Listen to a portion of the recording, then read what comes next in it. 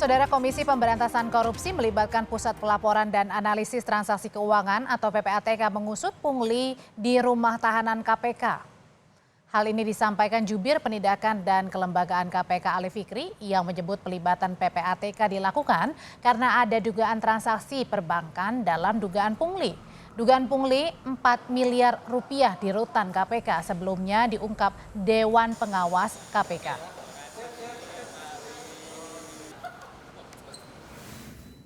Iya betul, dalam rangka kegiatan penyelidikan yang sedang KPK lakukan atas dugaan tindak pidana korupsi di lingkungan rutan cabang KPK, saat ini tim penyelidik KPK juga telah bekerjasama dengan pihak PPATK untuk mendapatkan laporan hasil analisis transaksi perbankan, dan itu semua tentu sebagai bagian dari satu kesatuan pengumpulan bahan keterangan dan informasi untuk memastikan setelahnya segera kami lakukan analisis dan kesimpulan untuk menemukan pihak-pihak yang dapat dipertanggungjawabkan secara hukum atas dugaan peristiwa dimaksud.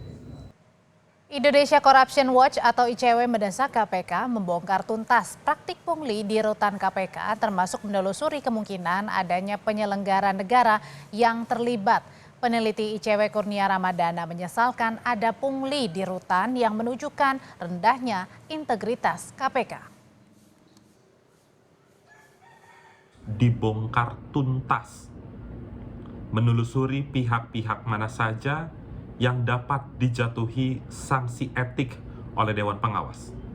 Dan terkait dengan penegakan hukum, karena pungutan liar itu dikategorikan masuk sebagai praktik korupsi berdasarkan Undang-Undang Tindak Pidana Korupsi, maka harus dideteksi. Kalau dalam proses identifikasi tidak ditemukan ada penyelenggara negara, maka perkara itu harus sesegera mungkin diserahkan ke aparat penegak hukum lain. Pungutan yang dilakukan terhadap siapa? Terhadap tahanan-tahanan yang ditahan di rutan KPK. Ini murni temuan Dewan Pengawas, tidak ada pengaduan. Kami sampaikan permohonan maaf untuk seluruh masyarakat Indonesia. Meminta maaf pada rakyat, berjanji mengusut tuntas, serta membebas tugaskan yang terlibat. Ini yang sekarang jadi fokus KPK setelah Dewan Pengawas mengungkap fakta mengejutkan.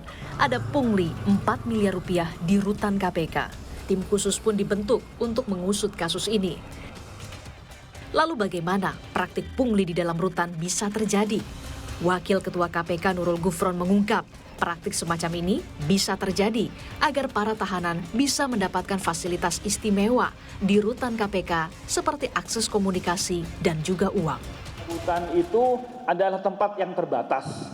Terbatas apa? Terbatas tentang komunikasi, terbatas tentang fasilitas dan lain-lainnya.